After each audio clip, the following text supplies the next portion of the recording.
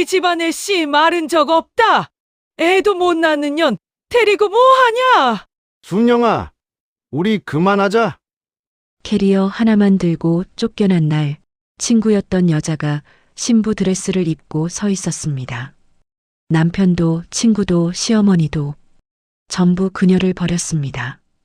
새벽 5시 공사장 식당에서 혼자 김치를 썰며 손이 얼어도 눈물이 떨어져도 그녀는 버텼습니다. 그리고 18년이 흘렀습니다. 너 애 못 낳는다며. 당신 검사는 했어요? 무릎을 꿇은 남자 앞에 6아이의 엄마가 서 있었습니다. 문제는 처음부터 그녀가 아니었습니다. 쫓겨난 여자가 결국 가장 많이 가진 여자가 되는 순간 세상에서 가장 따뜻한 복수가 시작됩니다. 시작 전에 무료인 구독과 좋아요 눌러주시면 매일 가슴 뭉클하고 눈물 쏟아지는 감동 사연을 들려드립니다.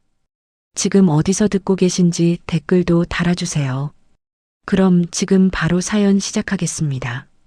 아침 6시 서울 외곽의 낡은 골목. 순영의 하루는 언제나 이 시간에 시작되었습니다. 분식집 간판에 불이 들어오고 환기팬이 돌아가고 기름 냄새가 골목 끝까지 번졌습니다. 오래된 냉장고 문을 열면 어제 저녁 반죽해둔 튀김옷이 잘 사가 있었고 새벽에 담가둔 깍두기는 딱 적당히 익어서 속이 붉게 물들어 있었습니다. 순영은 앞치마 끈을 등 뒤로 돌려 묶으면서 속으로 생각했습니다. 오늘도 살아있구나. 그 생각이 새삼스러울 리 없었습니다. 매일 아침 반복되는 생각이었으니까요. 그래도 순영은 그 생각을 빼먹지 않았습니다. 살아있다는 걸 당연하게 여기면 안 된다는 걸 가장 고통스러웠던 시절에 뼈저리게 배웠기 때문이었습니다. 분식집 이름은 순영 분식이었습니다. 간판 글씨가 삐뚤고 페인트가 여기저기 벗겨져 있었지만 고칠 생각을 단 한 번도 해본 적이 없었습니다. 기철이 직접 붓으로 써준 글씨였거든요. 가게를 처음 열던 날 기철은 사다리를 타고 올라가서 혀를 살짝 내밀고 글씨를 썼습니다. 순영이 웃으면서 말했습니다. 글씨가 왜 이렇게 삐뚤어요? 기철이 내려오면서 말했습니다. 삐뚤면 어때요? 정성이 들어갔는데. 그 말이 가슴에 박혀서 이후로 한 번도 간판을 바꾸지 않았습니다. 새벽 준비를 마치면 7시쯤 아이들이 하나둘 내려왔습니다. 계단 삐걱거리는 소리가 몇 번 나면 곧 머리를 헝클어뜨린 채로 막내 소영이가 내려왔습니다. 눈은 반쯤 감겨 있고 입은 삐죽거렸습니다. 엄마, 오늘 라면 안 돼? 아침부터 라면이 어딨어. 밥 먹어. 에이, 라면이 더 맛있는데. 밥 먹으면 라면보다 더 맛있는 게 생겨. 그게 뭔데? 엄마 기분. 소영이가 키득거렸습니다. 그 웃음소리에 위층에서 자던 재호도 내려오고 현미도 내려오고 결국 6명이 좁은 식탁에 빼곡히 앉아 아침을 먹었습니다. 첫째 준영이는 16, 막내 소영이는 8살. 그 사이로 넷이 더 있었습니다. 둘째 선아는 14, 중학교 3학년이었고 셋째 민준이는 13, 중학교 2학년이었습니다. 넷째 재호는 초등학교 5학년, 다섯째 현미는 초등학교 4학년이었습니다. 그리고 막내 소영이는 초등학교 2학년. 6명. 전부 순영의 아이들이었습니다. 혈육으로 낳은 아이도 있었고 데려온 아이도 있었습니다. 하지만 순영은 그런 구분을 한 번도 입 밖에 낸 적이 없었습니다. 아이들도 몰랐습니다. 알 필요도 없었습니다.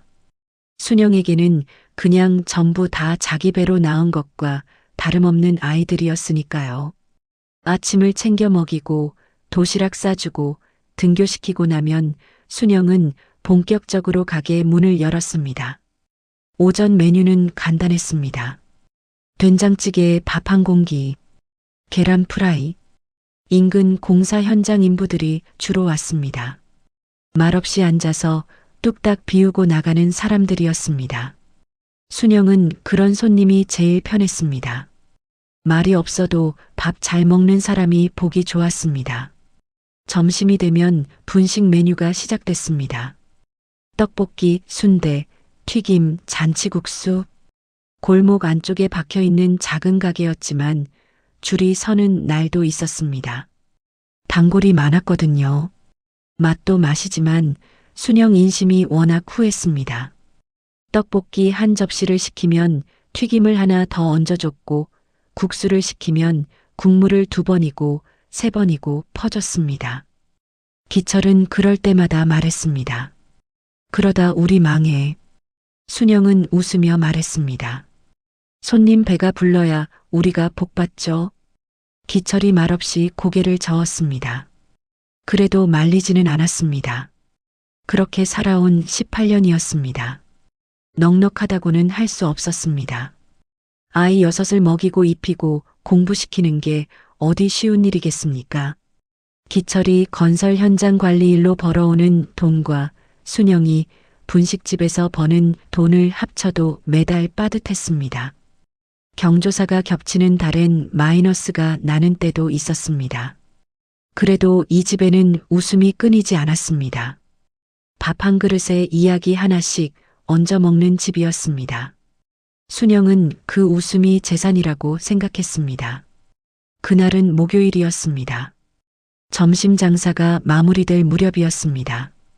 손님이 모두 나가고 순영이 혼자 행주로 테이블을 닦고 있었습니다. 라디오에서 트로트가 흘러나왔습니다. 기름 냄새와 국물 냄새가 섞여가게 안에 가득했습니다. 순영은 그 냄새가 싫지 않았습니다. 자기 삶의 냄새라고 생각했으니까요. 그때 문이 열렸습니다. 순영은 고개를 들지 않은 채 말했습니다. 어서 오세요. 마감 시간이라 국수는 안 되고요. 떡볶이 남은 거 있어요. 잠깐의 침묵. 순영아. 순영의 손이 그 자리에서 굳었습니다. 그 목소리. 18년 만에 듣는 목소리였습니다. 잊겠다고 얼마나 다짐했는지 모릅니다. 잊었다고 생각했습니다. 정말로 잊은 줄 알았습니다. 아니었습니다. 몸이 먼저 기억하고 있었습니다. 순영은 천천히 고개를 들었습니다. 문 앞에 정우가 서 있었습니다. 머리가 반쯤 새어 있었습니다. 등이 예전보다 굽어 있었고 눈밑이 깊이 꺼져 있었습니다. 젊었을 때 그 번듯하던 모습은 어디에도 없었습니다. 그저 지쳐 보이는, 늙어 보이는 남자였습니다. 순영은 한동안 아무 말도 하지 않았습니다. 머릿속에서 무언가가 빠른 속도로 되감기고 있었습니다. 18년. 꺼내지 않으려 했던 기억들이 한꺼번에 밀려오기 시작했습니다. 순영은 행주를 테이블 위에 천천히 내려놓았습니다. 손이 떨리지 않도록 의식적으로 힘을 주면서 아주 천천히 들어오세요. 목소리가 생각보다 차분하게 나왔습니다. 스스로도 놀랐습니다. 18년 만에 그 얼굴을 보고도 무너지지 않는 자신이 낯설기도 하고 한편으로는 다행스럽기도 했습니다. 이 정도면 충분히 살아낸 거라는 생각이 들었습니다. 정우가 조심스럽게 안으로 들어왔습니다. 가게 안을 천천히 둘러봤습니다. 낡은 플라스틱 의자, 기름때가 스민 벽, 라디오에서 낮게 흘러나오는 트로트, 번듯한 것 하나 없는 작은 분식집이었습니다. 그런데 이상하게도 따뜻했습니다. 오래 산 사람의 체온이 구석구석 배어있는 공간이었습니다. 정우는 그걸 느꼈는지 잠시 멈춰서서 가게 안을 한 번 더 훑어봤습니다. 그리고 의자를 빼다가 멈췄습니다. 앉아도 돼? 앉으세요. 순영은 정우의 맞은편에 서서 팔짱을 꼈습니다. 일부러 앉지 않았습니다. 앉으면 무너질 것 같았습니다. 서 있는 편이 나았습니다. 서 있어야 중심이 잡혔습니다. 정우가 입을 열었다 닫았다 했습니다. 무슨 말을 어디서부터 꺼내야 할지 모르는 사람의 얼굴이었습니다. 순영은 그 얼굴을 가만히 바라봤습니다. 미웠습니다. 아니, 미움이라기보다는 오래전에 다 타버린 죄를 다시 보는 기분이었습니다. 불씨는 없었습니다. 그냥 죄였습니다. 흩어지면 그만인 것들. 잘 살았어? 정우가 먼저 말을 꺼냈습니다. 순영이 짧게 웃었습니다. 보시면 알잖아요. 그래 보여. 정우 목소리가 낮게 가라앉았습니다. 나보다 훨씬 좋아 보여. 순영은 아무 말도 하지 않았습니다. 칭찬도 아니고 위로도 아닌 그 말이 어딘가 쓸쓸하게 들렸습니다. 정우 얼굴을 다시 보니 처음에는 그냥 늙어 보인다고만 생각했는데 자세히 보면 그게 아니었습니다. 지쳐 있었습니다. 뼛속까지 지쳐 있는 사람의 얼굴이었습니다. 무언가를 오래 버텨온 사람, 그런데 이제는 버티는 것조차 힘겨워진 사람의 얼굴. 어떻게 알고 왔어요? 순영이 물었습니다. 우연히. 우연히요? 응. 저번 주에 근처 거래처 들렀다가 골목에서 간판을 봤어. 순영 분식. 정우가 그 간판을 봤을 때 어떤 기분이었을지 순영은 굳이 생각하지 않으려 했습니다. 알고 싶지 않았습니다. 그 사람 마음이 어땠는지는 이제 순영이 신경 쓸 일이 아니었습니다. 그래서요?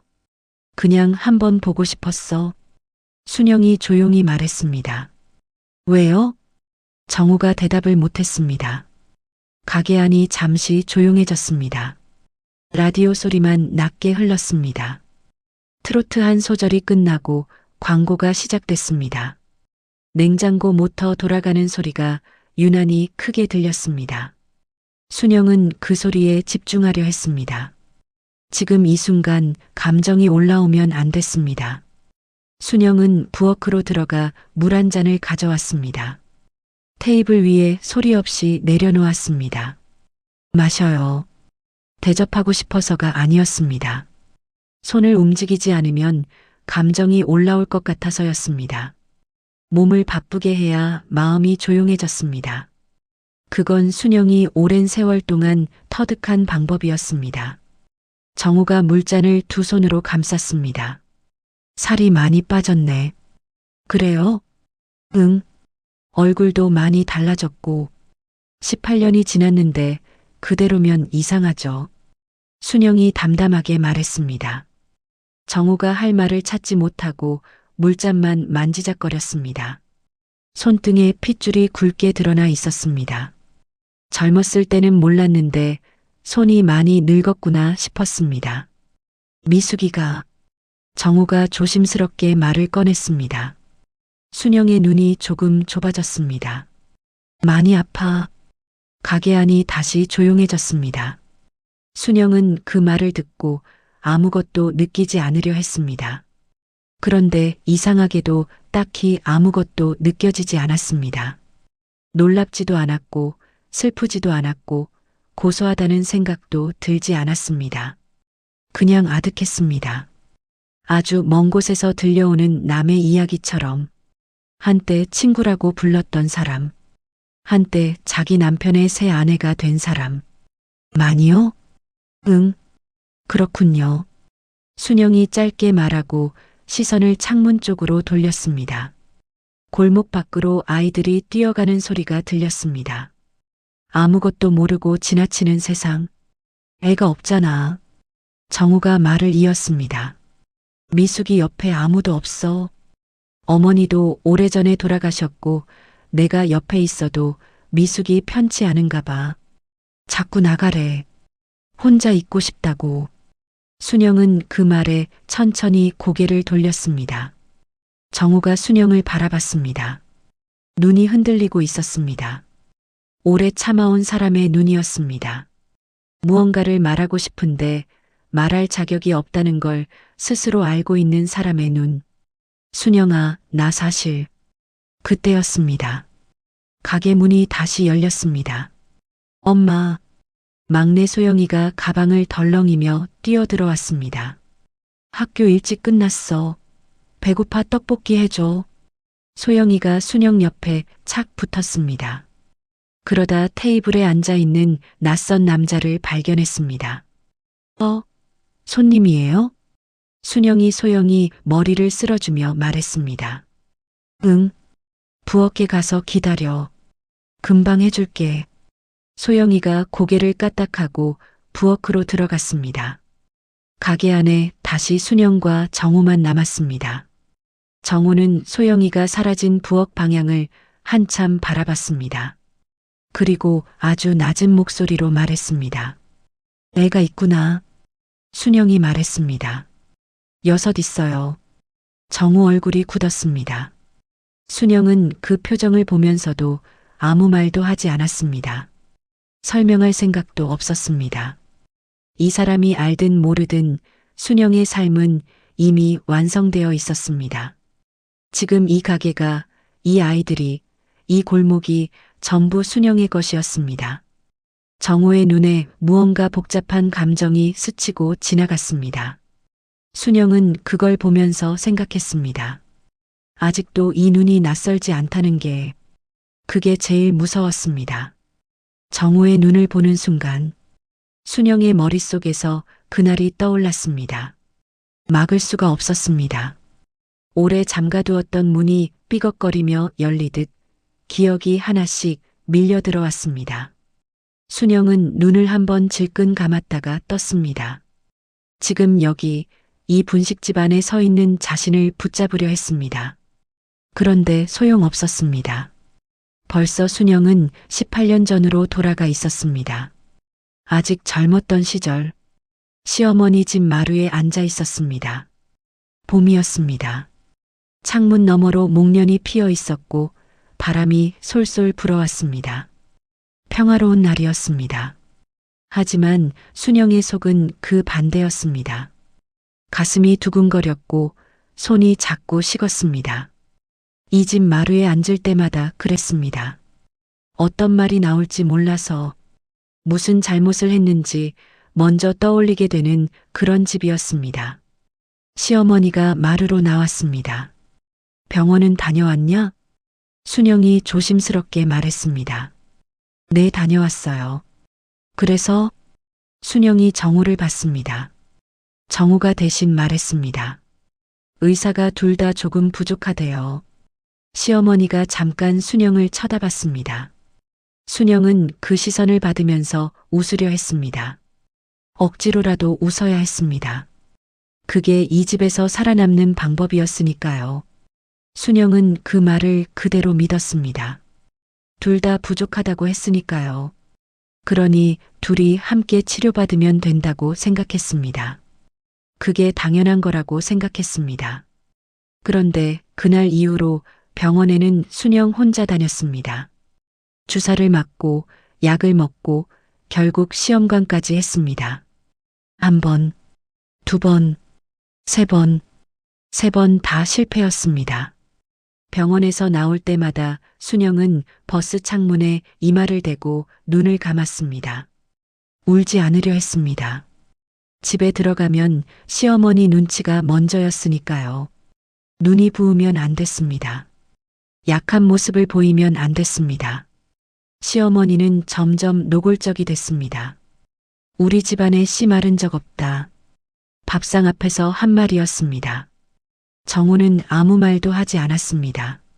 순영도 아무 말도 하지 않았습니다. 다들 밥만 먹었습니다. 문제는 며느리야. 이건 시어머니가 동네 사람들한테 한 말이었습니다. 순영 귀에까지 들어왔습니다. 이 골목 저 골목을 돌아서 그때부터였습니다. 미숙이 자주 집에 드나들기 시작한 건 결혼 전부터 알던 친구였습니다. 순영이 먼저 소개한 사이였습니다. 시어머니 심부름도 해주고 집안일도 도와준다며 자주 왔습니다. 순영 앞에서는 늘 다정했습니다. 순영아, 많이 힘들지. 위로하는 척하면서 부엌에 오래 머물렀습니다. 정우랑 나란히 서서 웃고 있었습니다. 순영은 모른 척했습니다. 설마 아니겠지. 그렇게 스스로를 달랬습니다. 그러던 어느 날 밤이었습니다. 정우가 늦게 들어왔습니다. 술 냄새가 났습니다. 순영은 이불을 덮고 자는 척했습니다. 정우가 씻고 나와 불을 껐습니다. 한동안 조용했습니다. 그리고 다음 날 아침 시어머니가 순영을 마루로 불렀습니다. 이혼해라. 순영 숨이 멎었습니다. 어머니, 못 낳는 년 데리고 뭐하냐? 그 말이 공기를 갈랐습니다. 순영은 손끝이 차가워지는 걸 느꼈습니다. 이게 꿈인지 생시인지 분간이 안 됐습니다. 마루 바닥이 흔들리는 것 같았습니다. 정우를 봤습니다. 정우는 고개를 숙이고 있었습니다. 한참 후에 정우가 말했습니다. 순영아, 우리 그만하자. 그 목소리가 얼마나 차분했는지, 얼마나 단호했는지. 순영은 그 목소리를 듣고 나서야 실감했습니다. 이건 오늘 결정된 게 아니었구나. 오래전부터 정해져 있었던 거였구나. 세상이 무너졌습니다. 마루 끝에 핀 목련이 바람에 흔들렸습니다. 아무것도 모른다는 듯이 세상은 여전히 봄이었고 하늘은 여전히 맑았습니다. 순영만 혼자 무너지고 있었습니다. 눈물이 나오지 않았습니다. 너무 아프면 눈물도 안 나온다는 걸 순영은 그날 처음 알았습니다. 현재 순영은 눈을 깜빡였습니다. 분식집이었습니다. 라디오가 흘렀습니다. 테이블 너머에 정우가 앉아 있었습니다. 아무것도 달라지지 않은 것 같은데 모든 게 달라져 있었습니다. 순영이 조용히 말했습니다. 하실 말씀 다 하셨으면 가세요. 정우가 고개를 들었습니다. 순영아, 나 할 말이 있어. 다음에요. 다음이 없을 수도 있어. 순영이 정우를 바라봤습니다. 정우 눈이 흔들렸습니다. 순영은 그 눈을 보면서 생각했습니다. 이 사람이 하려는 말이 뭔지 이미 알 것 같았습니다. 그리고 그 말이 너무 늦었다는 것도. 다음이 없을 수도 있어. 정우가 다시 한번 말했습니다.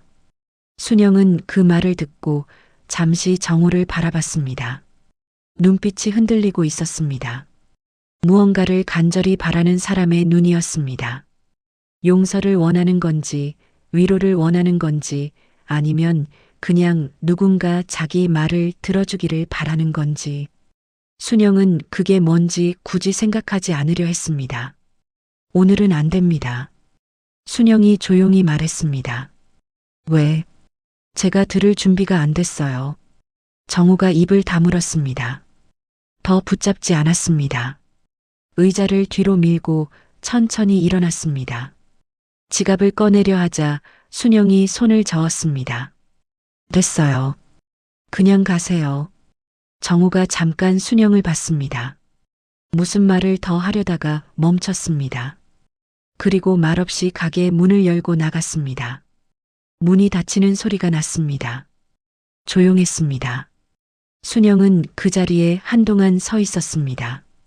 정우가 앉았던 의자를 바라봤습니다. 물잔이 반쯤 남아 있었습니다. 순영은 그 잔을 들고 부엌으로 들어갔습니다. 개수대에 물을 틀었습니다. 차가운 물이 손등 위로 흘렀습니다.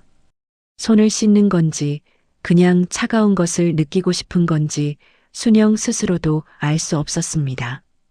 숨을 한번 크게 들이마셨습니다. 그리고 또 기억이 밀려왔습니다. 막을 수가 없었습니다. 오늘 정우 얼굴을 본 순간부터 이미 예감했습니다. 이 기억들이 오늘 하루는 순영을 내버려 두지 않겠구나. 그렇게 생각하면서도 어쩔 수가 없었습니다. 이혼은 빨랐습니다. 정우가 서류를 미리 준비해 둔 것 같았습니다. 도장을 찍고 서명을 하고 그게 끝이었습니다. 법원 복도에 형광등이 밝게 켜져 있었고 사람들이 바쁘게 오가고 있었습니다. 그 안에서 순영 혼자만 세상에서 지워지는 것 같았습니다. 이렇게 허망하게 끝나는 건가? 10년 가까이 살아온 세월이 도장 하나로 끝나는 건가? 짐도 제대로 못 챙겼습니다. 시어머니가 미리 캐리어에 넣어둔 것들이 전부였습니다.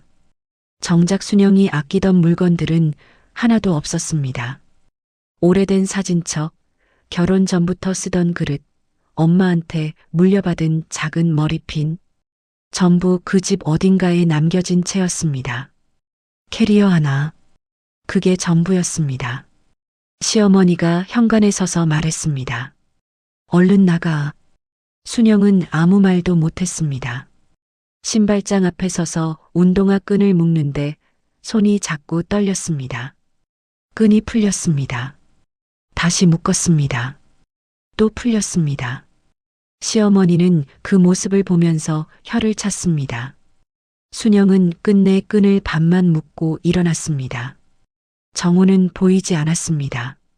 마지막까지 보이지 않았습니다. 문이 닫혔습니다. 순영은 캐리어를 끌고 골목 밖으로 나왔습니다. 어디로 가야 할지 몰랐습니다. 친정도 없었습니다. 부모님은 순영이 어릴 때 일찍 돌아가셨고 형제도 없었습니다. 기댈 사람이 없었습니다. 결혼하기 전에도 결혼하고 나서도 이혼한 뒤에도 늘 혼자였습니다. 아는 사람 집 근처 고시원을 잡았습니다. 25,000원짜리 방이었습니다. 창문이 아주 작았습니다. 누우면 양쪽 벽이 닿을 것 같은 좁은 방이었습니다. 순영은 캐리어를 벽에 세워두고 그 위에 걸터 앉았습니다. 천장을 올려다봤습니다. 형광등이 깜빡거렸습니다. 울지 않았습니다. 울 기운도 없었습니다. 그냥 멍하게 앉아 있었습니다. 그렇게 하루가 지나고 또 하루가 지나고 석 달이 흘렀습니다. 어느 날 버스를 타고 가다가 건너편 자리 아주머니들이 하는 말이 들렸습니다. 정호 씨 재혼한다며? 상대가 누구래? 이미숙이라고 원래 알던 사이래. 순영은 귀를 막았습니다. 막으면 안 들릴 줄 알았습니다. 다 들렸습니다. 결혼식 날이었습니다. 까지 말자고 다짐했습니다. 가봤자 상처만 받을 게 뻔했습니다.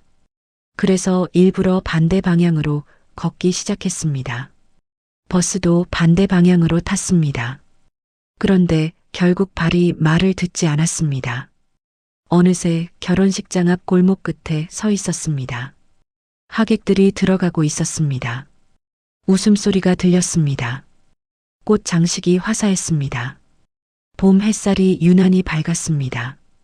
그때 봤습니다. 하얀 드레스, 미숙이었습니다.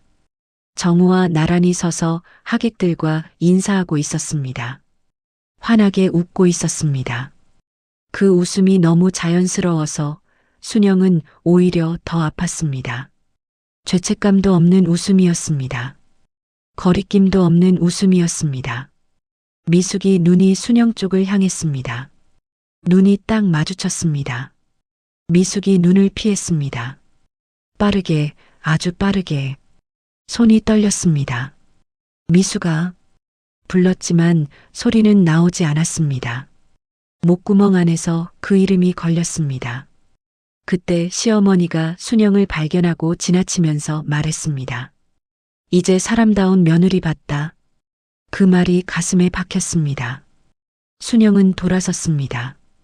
걸었습니다. 어디로 가는지도 몰랐습니다. 버스 정류장이 나왔습니다. 버스가 왔습니다. 타지 못했습니다. 다리에 힘이 없었습니다. 순영은 정류장 벤치에 주저앉았습니다. 버스가 한 대 더 지나갔습니다. 또 한 대가 지나갔습니다. 눈물이 멈추지 않았습니다. 내가 그렇게 못난 여자였나? 친구한테도, 남편한테도, 시어머니한테도, 전부에게 버림받은 여자. 지나가는 사람들 중 아무도 멈추지 않았습니다. 세상은 원래 그런 곳이었습니다. 그리고 그날부터였습니다. 순영의 인생이 완전히 다른 길로 들어선 건 버스 정류장에서 울고 난 뒤로 순영은 울지 않기로 했습니다. 울어봤자 달라지는 게 없었습니다. 눈만 부었습니다. 부은 눈으로 다음날 아침 일어나 밥을 먹어야 했고 일을 나가야 했습니다. 세상은 순영이 울든 말든 그냥 돌아갔습니다. 그러니 올 시간에 한 걸음이라도 더 걷는 게 나았습니다. 순영은 닥치는 대로 일했습니다. 식당 서빙, 공장 포장, 마트 계산대. 몸이 버텨주는 한가리지 않았습니다. 고시원 월세를 내고 밥값을 아끼고 조금씩 모았습니다. 통장에 돈이 쌓이는 걸 보면서 생각했습니다. 이게 내 것이다. 아무도 빼앗아갈 수 없는 내 것. 그러다 공사장 식당 일을 시작했습니다. 새벽 5시 출근이었습니다. 첫날 순영은 알람이 울리기도 전에 눈이 떠졌습니다. 잠이 제대로 오지 않았거든요. 고시원 창문 너머로 아직 어두운 하늘이 보였습니다. 별도 없었습니다. 그냥 까맣기만 했습니다. 순영은 이불을 걷고 일어났습니다. 살아야지.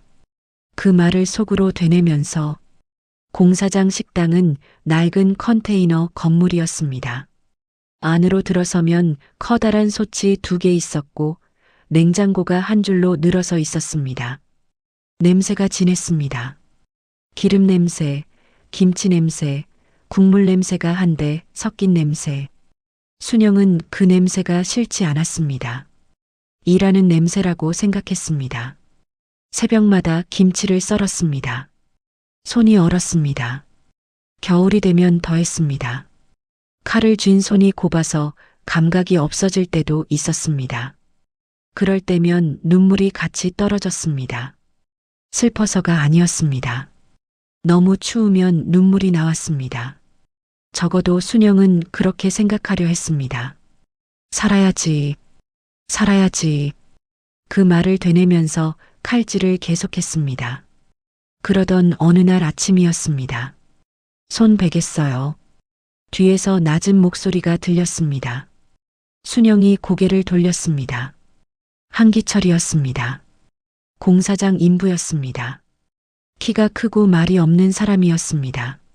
순영이 이 식당에서 일하기 시작한 뒤로 매일 아침 왔는데 한 번도 먼저 말을 건 적이 없었습니다. 밥을 받고 자리에 앉아서 조용히 먹고 나가면서 꼭 한마디만 했습니다. 고생 많아요. 그게 전부였습니다. 그런데 오늘은 먼저 말을 걸어왔습니다. 순영이 말했습니다. 괜찮아요.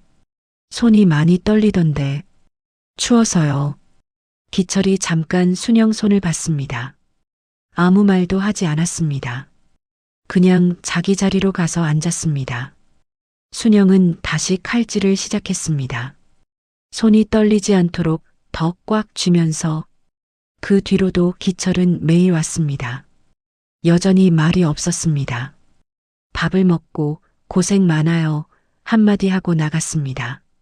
그런데 가끔 식판을 반납할 때 한마디씩 더 했습니다.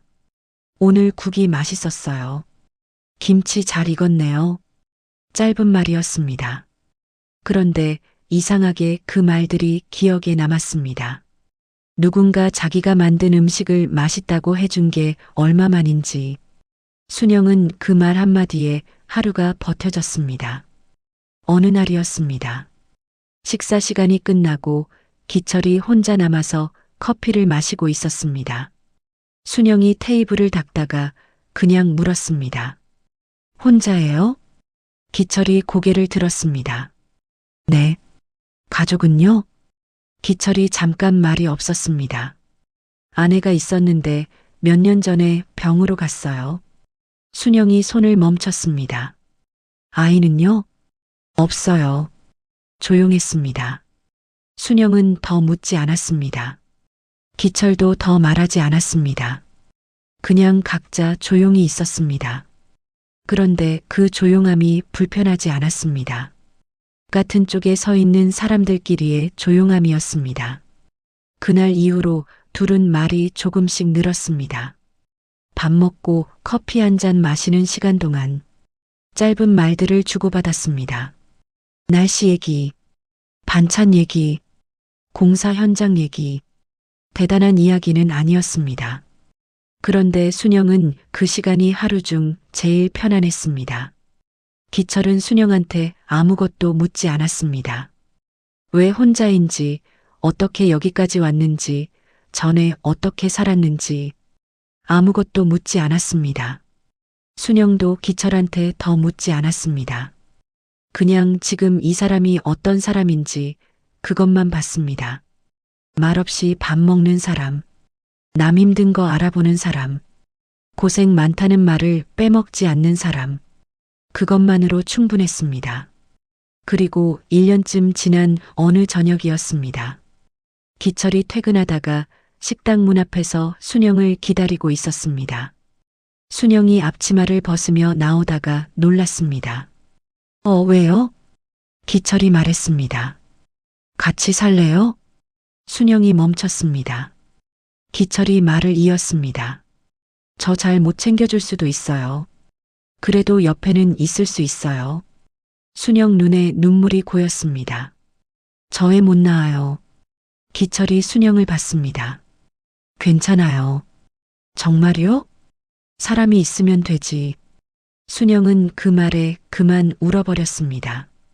밤 공기가 차가웠습니다. 공사장 불빛이 멀리 깜빡였습니다. 기철이 아무 말 없이 순영 옆에 서 있었습니다. 안아주지도 않았습니다. 그냥 옆에 있었습니다. 그런데 순영은 그게 좋았습니다. 처음으로 누군가의 곁이 따뜻했습니다. 기철과의 결혼은 조용했습니다. 식장도 없었습니다. 하객도 없었습니다. 구청에 가서 혼인신고서를 내고 돌아오는 길에 순대국밥 한 그릇씩 먹었습니다. 기철이 말했습니다. 맛있다. 순영이 웃었습니다. 이게 우리 결혼 피로연이에요? 피로연이 뭐 별건가요? 배부르면 되지. 순영은 그 말이 좋았습니다. 번듯하지 않아도 됐습니다. 따뜻하면 됐습니다. 배부르면 됐습니다. 그 옆에 이 사람이 있으면 됐습니다. 둘은 기철이 살던 반지하 월세방으로 들어갔습니다. 방 2칸짜리였습니다. 창문으로 지나가는 사람들 발이 보이는 그런 집이었습니다. 순영은 첫날 밤 창문에 커튼을 달면서 생각했습니다. 여기서 시작하면 되지. 여기가 내 집이다. 그런데 결혼하고 석 달이 지났을 때였습니다. 몸이 이상했습니다. 입맛이 없었습니다. 아침마다 속이 뒤집혔습니다. 순영은 처음엔 피로 탓이라고 생각했습니다. 워낙 오래 무리했으니까요. 그런데 일주일이 지나도 나아지지 않았습니다. 2주일이 지나도 마찬가지였습니다. 병원에 갔습니다. 의사가 말했습니다. 축하드려요. 임신이세요. 순영은 그 자리에서 굳었습니다. 한참 동안 아무 말도 못했습니다. 의사가 다시 한번 말했습니다. 임신 7주 됐어요. 순영 눈에서 눈물이 떨어졌습니다. 병원 밖으로 나왔습니다. 하늘이 파랬습니다. 사람들이 지나쳤습니다.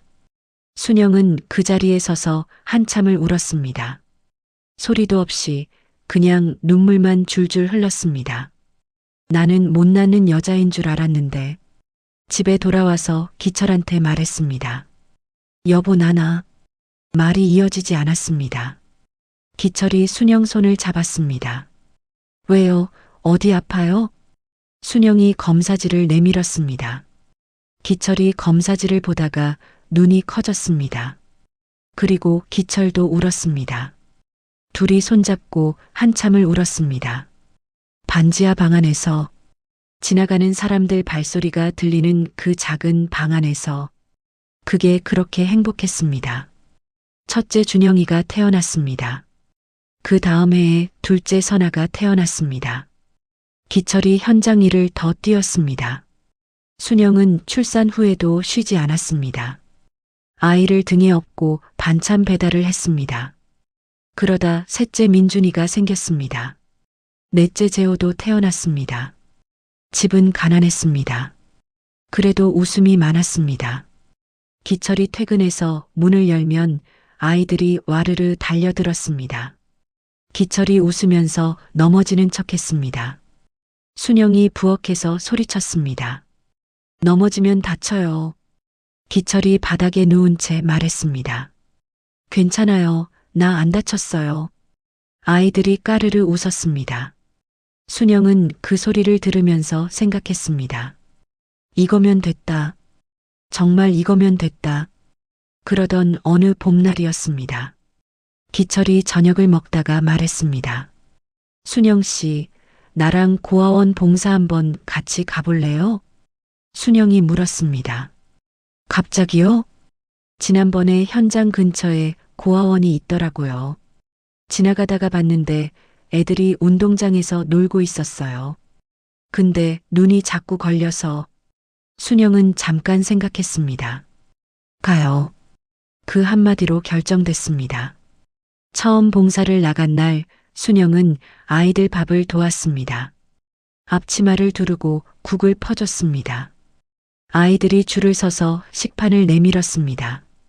작은 손들이었습니다. 그때 한 아이가 순영을 올려다봤습니다. 7살쯤 돼 보이는 여자아이였습니다. 눈이 컸습니다. 머리카락이 귀 뒤로 삐져나와 있었습니다. 아줌마, 국 많이 줘도 돼요? 순영이 웃으면서 국을 가득 퍼줬습니다. 많이 먹어. 아이가 방긋 웃었습니다. 순영 가슴이 뜨끔했습니다. 봉사는 한 번으로 끝나지 않았습니다. 한 번이 두 번이 됐고 두 번이 매달이 됐습니다. 순영과 기철은 매달 그 고아원에 갔습니다. 아이들 이름을 외웠습니다. 생일을 챙겼습니다. 케이크를 사들고 갔습니다. 그러던 어느 날이었습니다. 원장 선생님이 순영을 불렀습니다. 두 아이가 형제인데 이번에 위탁 가정을 찾고 있어요. 혹시 생각 있으세요? 순영이 기철을 봤습니다. 기철이 순영을 봤습니다. 말이 없었습니다. 그런데 둘 다 이미 알고 있었습니다. 답이 뭔지.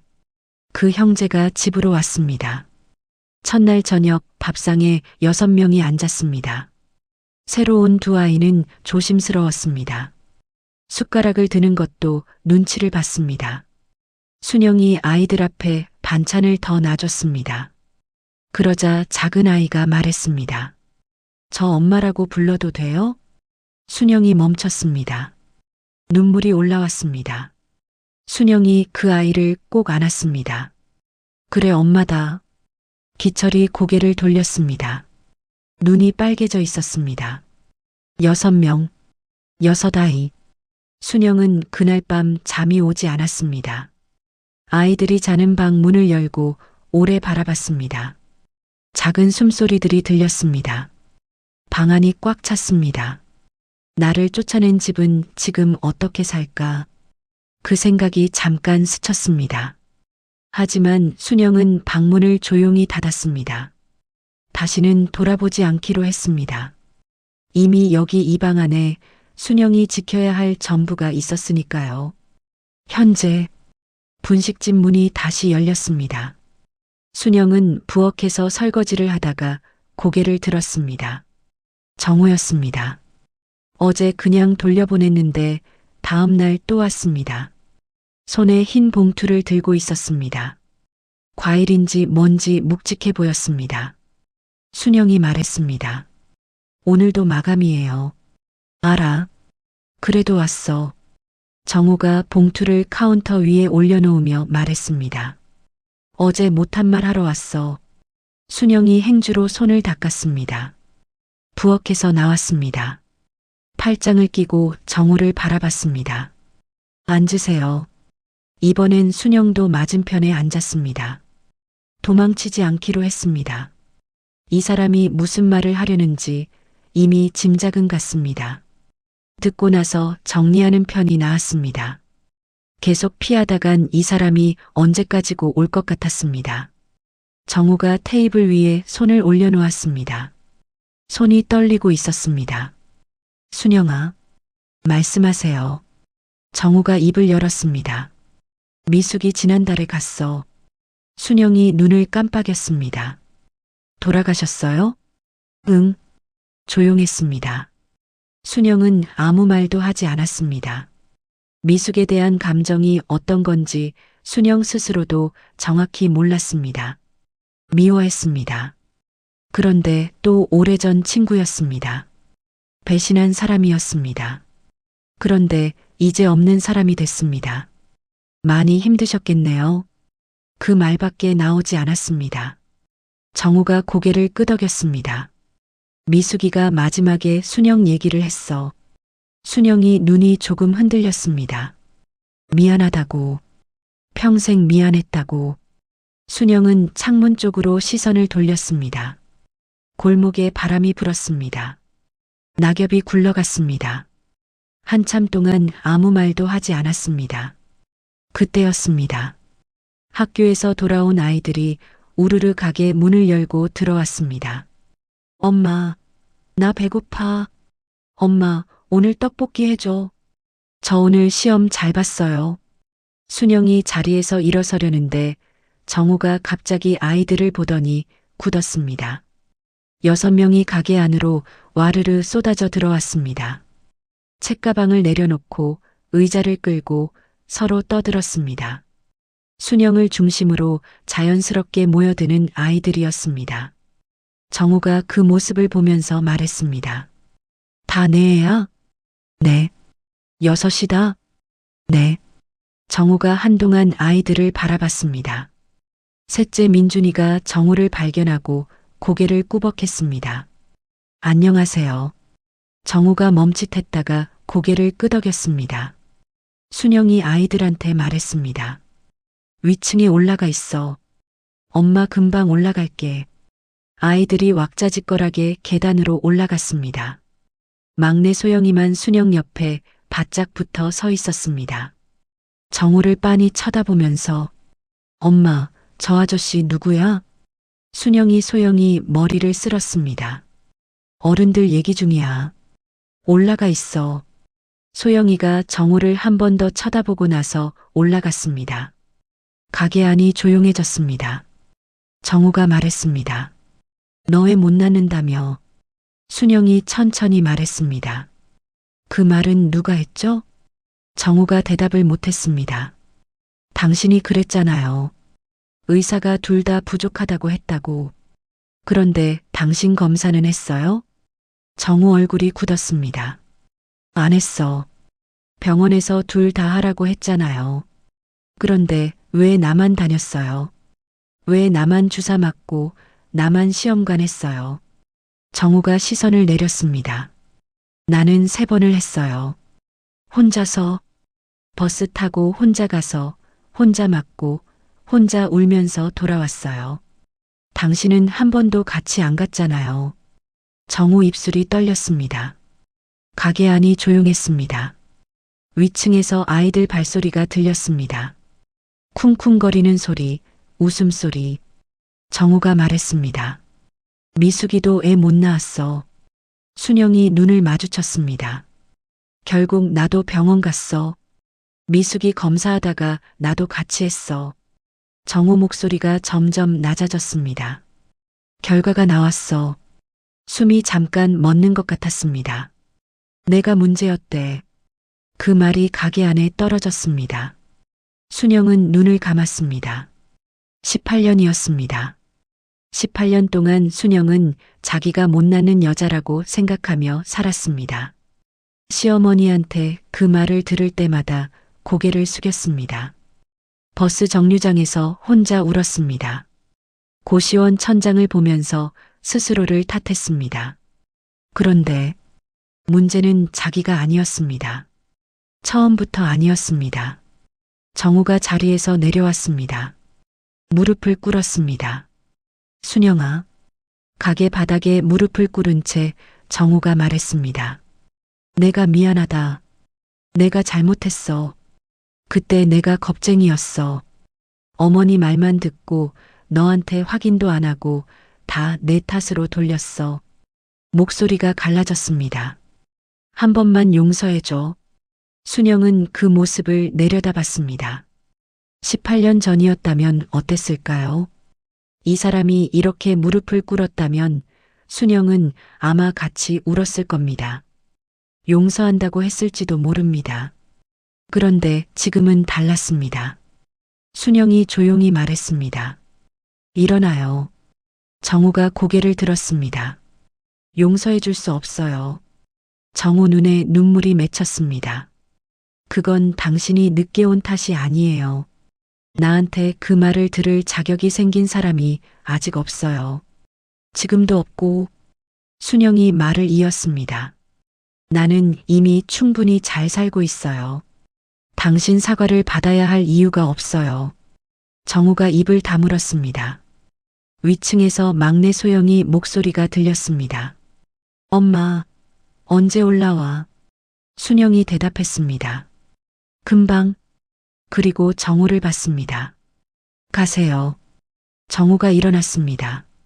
무릎을 짚고 천천히 일어서는 모습이 힘겨워 보였습니다. 예전 같았으면 순영이 손이라도 내밀었을 겁니다. 그런데 지금은 그러지 않았습니다. 나쁜 마음이 아니었습니다. 그냥 그럴 필요가 없었습니다. 이미 오래전에 끊어진 것들이었습니다. 정우가 바지를 털었습니다. 한동안 말이 없었습니다. 가게 안이 조용했습니다. 위층에서 아이들 소리가 들렸습니다. 재호와 민준이가 뭔가로 다투는 소리, 선아가 말리는 소리, 막내 소영이가 까르르 웃는 소리. 순영은 그 소리들을 들으면서 자리를 지키고 서 있었습니다. 정우가 그 소리를 듣는 것 같았습니다. 천장을 향해 잠깐 귀를 기울이는 표정이었습니다. 무슨 생각을 하는지 알 것 같았습니다. 그리고 알고 싶지 않았습니다. 정우가 말했습니다.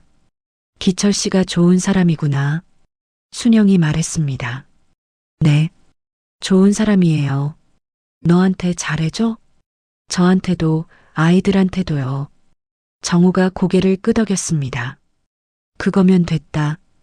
그 말이 어떤 의미인지 순영은 더 생각하지 않았습니다. 위로인지 체념인지 아니면 그냥 할 말이 없어서 나온 말인지 이제 그런 것들을 해석하는데 에너지를 쓰고 싶지 않았습니다. 정우가 카운터 위에 올려둔 흰 봉투를 봤습니다. 그거는 그냥 두고 갈게. 가져가세요. 필요 없어요. 정우가 봉투를 집었습니다. 그리고 천천히 가게 문 쪽으로 걸어갔습니다. 문손잡이를 잡더니 잠깐 멈췄습니다. 등을 보인 채로 말했습니다. 순영아. 네. 잘 살아줘서 고마워. 순영은 대답하지 않았습니다. 정우가 문을 열고 나갔습니다. 문이 닫혔습니다. 순영은 그 문을 한동안 바라봤습니다. 닫힌 문 너머로 정우 발소리가 멀어졌습니다.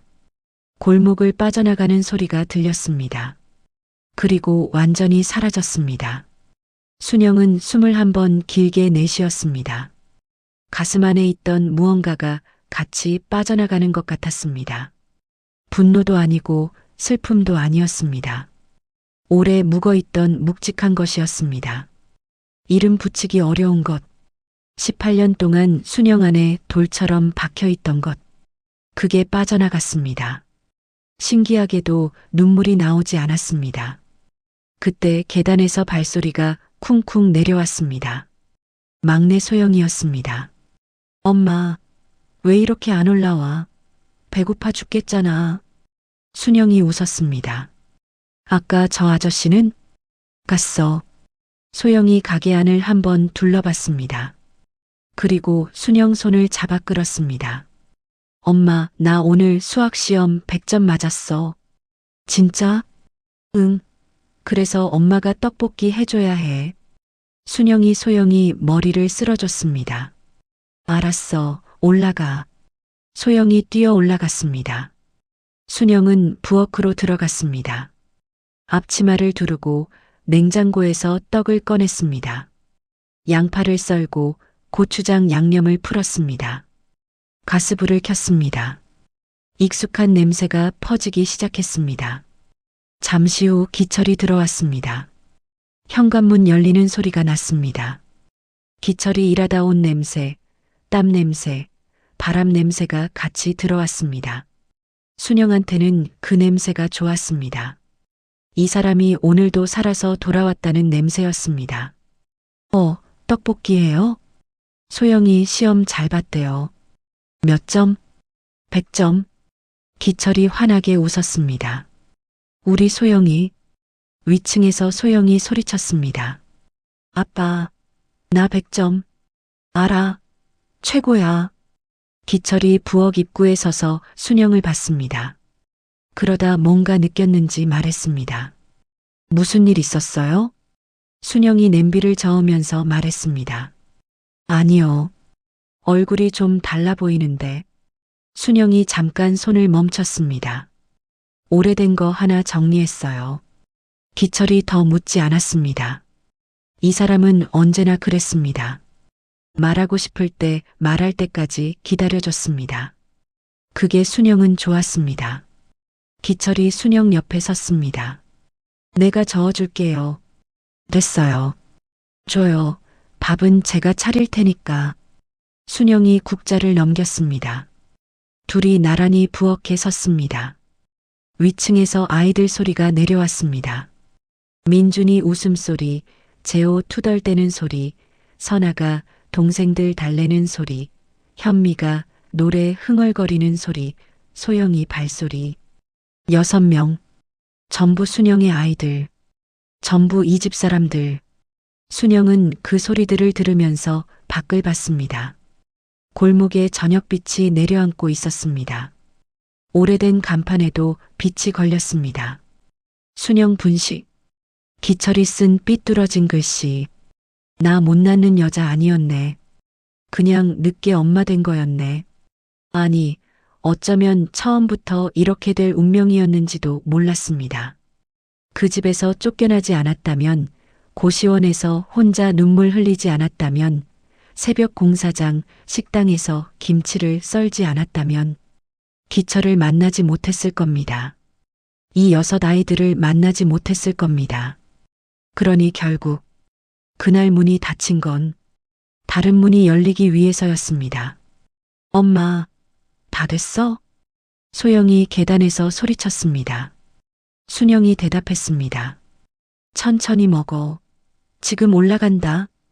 기철이 웃으면서 밥그릇을 쟁반에 올렸습니다. 순영이 떡볶이 냄비를 들었습니다. 둘이 함께 계단을 올랐습니다. 위층에서 아이들 웃음소리가 쏟아져 내려왔습니다. 골목 어딘가에서 저녁 바람이 불었습니다. 순영 분식 간판이 조용히 흔들렸습니다. 오늘 순영의 이야기 끝까지 함께 해주셔서 감사합니다. 못 낳는 여자라는 말을 들으며 캐리어 하나 들고 쫓겨난 날부터 새벽 공사장에서 혼자 칼질하던 그 시절까지 순영은 단 한 번도 복수를 꿈꾸지 않았습니다. 그냥 살았습니다. 살아야지 되뇌면서. 그런데 그렇게 그냥 살아낸 18년이 결국 가장 완벽한 대답이 됐습니다. 무릎 꿇은 남자 앞에 6 아이의 엄마로 서는 것. 그게 순영의 복수였습니다. 지금 이 순간 혹시 스스로를 못났다고 생각하고 계신 분 계신가요? 누군가의 말 한마디에 자신을 탓하고 계신 분 계신가요? 괜찮습니다. 틀린 게 아닙니다. 그냥 아직 때가 안 된 겁니다. 순영처럼 오늘 하루도 살아내십시오. 그것만으로 충분합니다. 이 채널은 언제나 그런 분들 옆에 있겠습니다. 오늘 이야기가 조금이나마 위로가 되셨다면 무료인 구독과 좋아요 꼭 눌러주시고 지금 어디서 듣고 계신지 댓글로 남겨주세요. 내일도 더 따뜻한 사연으로 찾아오겠습니다. 오늘도 고생 많으셨습니다. 감사합니다.